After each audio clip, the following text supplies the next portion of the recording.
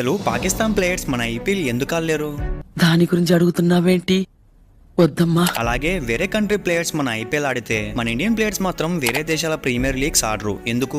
ఇంకా పాకిస్తాన్ ఈ year ICC champions ట్రోఫీని host చేసి ఎంత మనీ లాస్ అయింది? ఐపీఎల్ లో సిఎస్కే టీమ్ ని ఎందుకు బ్యాన్ చేశారు అనే ఇంట్రెస్టింగ్ ఫ్యాక్ట్స్ ఈ వీడియోలో చూద్దాం. ఫ్యాక్ట్ నెంబర్ 1, అసలు పాకిస్తాన్ ప్లేయర్స్ ని మన ఐపీఎల్ లో ఎందుకు బ్యాన్ చేశారో తెలుసా? అది తెలియాలంటే 2008 ఐపీఎల్ స్టార్ట్ అయిన ఫస్ట్ ఇయర్ కి వెళ్ళాలి. ఆ ఇయర్ ఇండియన్ ప్రీమియర్ లీగ్ చాలా గ్రాండ్ గా స్టార్ట్ చేశారు. ఆ ఇయర్ లో చాలా కంట్రీస్ నుంచి బిగ్ ప్లేయర్స్ ఐపీఎల్ ఆడడానికి వచ్చారు. పాకిస్తాన్ నుంచేమో షోయబ్ అఖ్తర్, షాహిద్ అఫ్రీది, షోయబ్ మాలిక్, మొహమ్మద్ ఆసిఫ్, కుమ్రాన్ గౌల్, కమ్రాన్ అక్మల్, యోషిన్ ఖాన్, మిషేబ్ ఉల్-హక్ ఈ 8 మంది ప్లేయర్స్ ఐపీఎల్ ఆడడానికి వచ్చారు. ఆ ఐపీఎల్ సీజన్ లో Rajasthan Royals Chennai super Kings మీద ఫైనల్లో విన్ అవడంతో ఐపీఎల్ కంప్లీట్ అయింది. అయితే అదే ఇయర్ నవంబర్ లో పాకిస్తాన్ ఇండియాలోని ముంబై మీద ఆ అటాక్ లో చాలా మంది వాళ్ళ లైఫ్స్ ని కోల్పోయారు. ఆ న్యూస్ వరల్డ్ వైడ్ స్ప్రెడ్ అయిపోయి ఇండియా పాకిస్తాన్ మధ్య హై టెన్షన్ నడిచింది. ఇంకా ఆ అటాక్ వల్ల బీసీసీఐ మీద కూడా పాకిస్తాన్ ప్లేయర్స్ ని ఐపీఎల్ లో బ్యాన్ చేయాలని చాలా ప్రెజర్ రావడంతో భారతదేశ శాంతి భద్రతల కోసం పాకిస్తాన్ ప్లేయర్స్ ని ఐపీఎల్ లో బ్యాన్ చేస్తున్నామని బీసీసీఐ అనౌన్స్ చేసింది. అలా పాకిస్తాన్ ప్లేయర్స్ ఒక్క ఐపీఎల్ సీజన్ ఆడి బ్యాన్ అయ్యారు.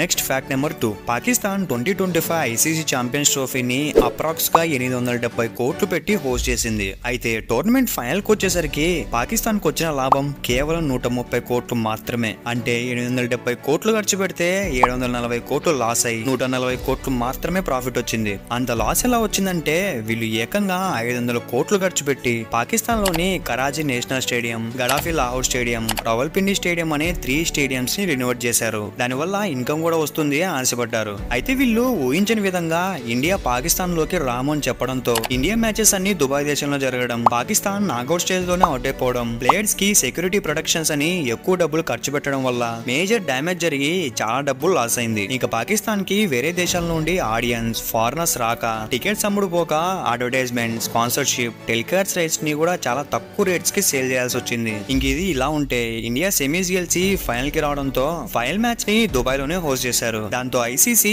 పాకిస్తాన్ కి హోస్టింగ్ ఫీ కూడా రెడ్యూస్ చేసి ఇచ్చిందంట. ఇలా పాకిస్తాన్ మీద దెబ్బ పడడంతో ఈ ఐసీసీ ఛాంపియన్స్ ట్రోఫీని హోస్ట్ చేసిన పెద్ద లాసే మిగిలింది.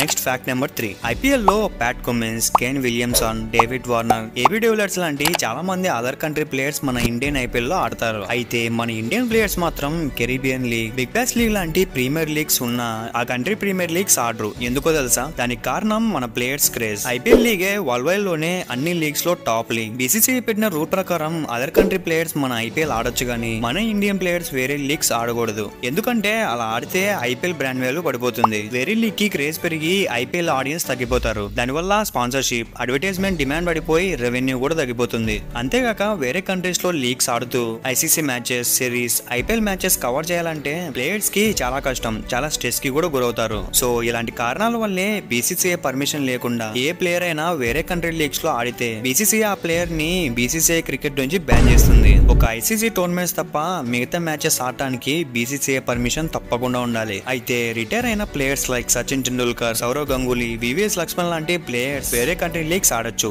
ఏ ప్రాబ్లం ఉండదు. నెక్స్ట్ ఫ్యాక్ట్ నెంబర్ 4, మన ఇండియాకు ఐపీఎల్ ఎలా ఉందో కొన్ని కంట్రీస్ కు కూడా కొన్ని ప్రీమియర్ లీగ్స్ ఉన్నాయి. అవేంటో వాటి రెవెన్యూ ఎంతో చూద్దాం. ముందుగా నెంబర్ 10, లంకా ప్రీమియర్ లీగ్. మనకు ఇండియన్ ప్రీమియర్ లీగ్ ఎలా ఉందో శ్రీలంక వాళ్ళకు కూడా లంకా ప్రీమియర్ లీగ్ అనే T20 లీగ్ ఉంది. దీన్ని 20 నుంచి 30 కోట్ల రెవెన్యూతో లోకల్ గా ఉండే ప్లేయర్స్ ని ఎంకరేజ్ చేద్దామని పెట్టింది శ్రీలంక బోర్డు. Board number 9, Bangladesh premier league. Every year rapid గా పాపులారిటీని సంపాదిస్తున్న ఈ league revenue 40 crores. Next number 8, Pakistan super league. 2016లో స్టార్ట్ అయిన ఈ లీగ్ 47 కోట్ల రెవెన్యూని జనరేట్ చేస్తుంది. Next number 7, major league cricket. అమెరికాలో రీసెంట్ గానే స్టార్ట్ అయిన ఈ లీగ్ క్రికెట్ ని అమెరికాలో పాపులర్ చేయడానికి స్టార్ట్ చేశారు. అయితే ఇంకో ఇంట్రెస్టింగ్ ఫ్యాక్ట్ ఏంటంటే ఈ లీగ్ లో మొత్తం 6 టీమ్స్ ఉంటాయి. ఆ 6 టీమ్స్ కు కూడా IPL teams CSK, Mumbai, KKR, Delhi Capitals, Rajasthan Royals, Punjab teams owners. And దీని రెవెన్యూ 57 crores. ఇంకా next number 6, the 100 league. England Wales Cricket Board conduct చేసే ఈ లీగ్ లో మొత్తం 8 టీమ్స్ తో 100 బాల్ మ్యాచెస్ ఆడతారు. అండ్ దీని రెవెన్యూ 74 crores. తర్వాత నెంబర్ 5, బిగ్ బాష్ లీగ్. ఆస్ట్రేలియాలో జరిగే ఈ లీగ్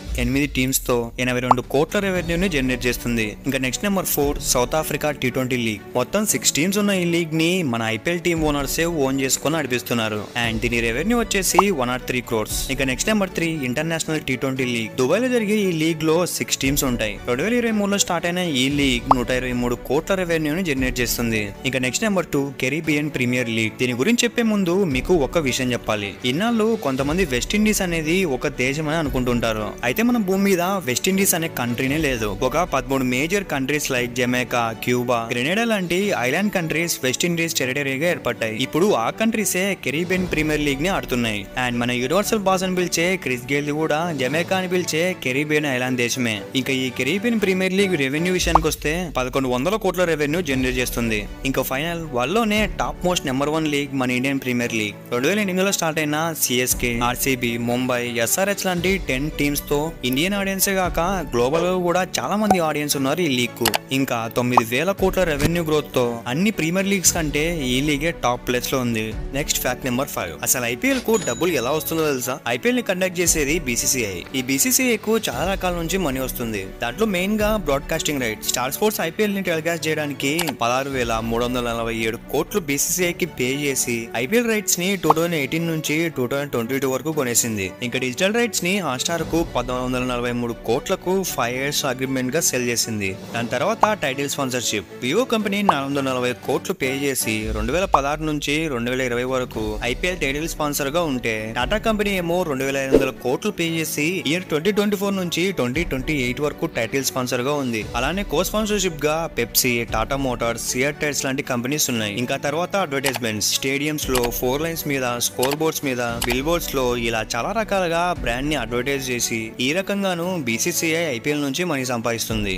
ఇంకా franchise fee, license, digital revenue, merchandise, ticket sales అని అన్ని రకాలుగా సంపాదిస్తూ ఇయర్లీ 9000 కోట్ల రెవెన్యూ జనరేట్ చేస్తుంది బీసీసీఐ. ఇంకా ఐపీఎల్ టీమ్ ఓనర్స్ ఏమో ఐపీఎల్ ని 100 నుంచి 1000 కోట్ల వరకు పెట్టుకొని జెర్సీస్ మీద, హ్యాట్స్ మీద కంపెనీ లోగోస్ వేసి కొన్ని కోట్లు సంపాదిస్తున్నారు అడ్వర్టైజ్మెంట్ నుంచి. అదే కాక బీసీసీఐ కూడా ప్రాఫిట్ షేర్ పోల్ అని digital broadcasting right share profit ఇస్తుంది ఓనర్స్ కి. ఇలా ఒక్క ఐపీఎల్ నుంచి BCCI players, team owners, stadium staff అందరూ ప్రాఫిట్స్ సంపాదిస్తారు, ఒక్క ఆడియన్స్ తప్ప.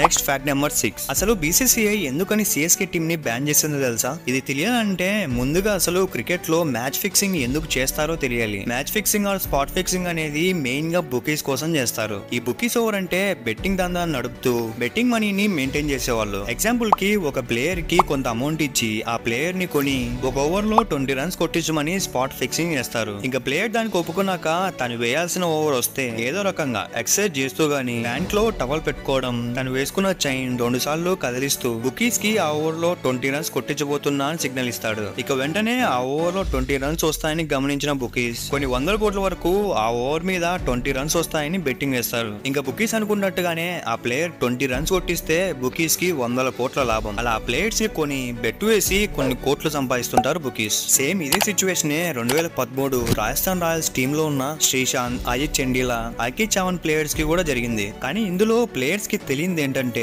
ఇండియన్ టీవీ సైలెంట్ గా వీరిపైన స్ట్రింగ్ ఆపరేషన్ చేసి బుకీస్ అండ్ ప్లేయర్స్ ఫోన్ ని ట్యాప్ చేసి వాళ్ళు ఏం మాట్లాడారో అని రికార్డ్ చేసింది. ఇంకా సరిగ్గా మ్యాచ్ జరిగే టైంలో ఆ ప్లేయర్స్ బుకీస్ చెప్పిన విధంగా రన్స్ కొట్టించగానే రికార్డ్ చేసిన ఎవిడెన్స్ చూపించి ఆ 3 ప్లేయర్స్ తో పాటు 5 మంది బుకీస్ ను కూడా అరెస్ట్ చేశారు ఢిల్లీ అండ్ ముంబై పోలీసులు. ఇంకా న్యూస్ ఇండియా మొత్తం ఆరుమోగిపోయి హాట్ టాపిక్ గా మారింది. క్రికెట్ చూసే వాళ్ళలో కూడా ఐపీఎల్ మీద హేట్ రేట్ పెరిగి స్ట్రైక్స్ చేయడం కూడా చేశారు. దాంతో వ్యూవర్షిప్ కౌంట్ కూడా పడిపోవడం జరిగింది. ఇక వెంటనే బీసీసీఐ మ్యాచ్ ఫిక్సింగ్ చేసిన రాజస్థాన్ రాయల్స్ ప్లేయర్స్ ని 15 సంవత్సరాలు లైఫ్ టైం బ్యాన్ చేసి ఆర్ఆర్ టీమ్ ని కూడా 2 సంవత్సరాలు బ్యాన్ చేసింది. ఇంకా సిఎస్కే టీమ్ ని ఎందుకు బ్యాన్ చేశారంటే ఆ మ్యాచ్ ఫిక్సింగ్ ని ఇన్వెస్టిగేషన్ చేస్తున్న పోలీసులకు బుకీస్ కి సిఎస్కే టీమ్ ప్రిన్సిపల్ గా చేస్తున్న ఈ గురునాథ్ మేపన్ అనే వ్యక్తికి లింక్ ఉందని తెలిసింది. దానికి సిఎస్కే ఓనర్స్ వెంటనే రెస్పాండ్ అయ్యి మాకు ఈ గురునాథన్ కు ఎలాంటి సంబంధం లేదు, ఆయన జస్ట్ టీమ్ ప్రిన్సిపల్ అంతే అని ఒక స్టేట్మెంట్ ఇచ్చారు. అయినా కూడా పోలీసులు, బీసీసీఐ, హైకోర్టు దానికి ఒప్పుకోలేదు. సిఎస్కే మేనేజ్మెంట్ ఇన్వెస్టిగేషన్ కి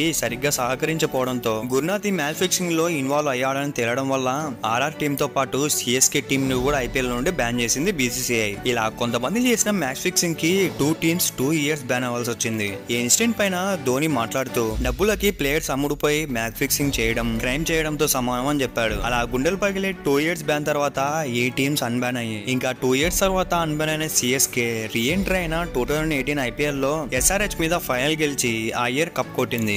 ఆ మ్యాచ్ ఫిక్సింగ్ ఇన్సిడెంట్ జరిగిన తర్వాత ఇంకా ఏ బుకీస్ అయినా మ్యాచ్ ఫిక్సింగ్ చేయాలన్నా తర్వాత BCCI కూడా మ్యాచ్ ఫిక్సింగ్, స్పాట్ ఫిక్సింగ్ మీద స్ట్రిక్ట్ రూల్స్ ని తీసుకొచ్చింది. సో క్రికెట్ ఫ్యాన్స్, ఈ వీడియో ఇన్ఫర్మేటివ్ గా మిమ్మల్ని ఎంటర్టైన్ చేస్తుంటే లైక్, షేర్ అండ్ సబ్స్క్రైబ్.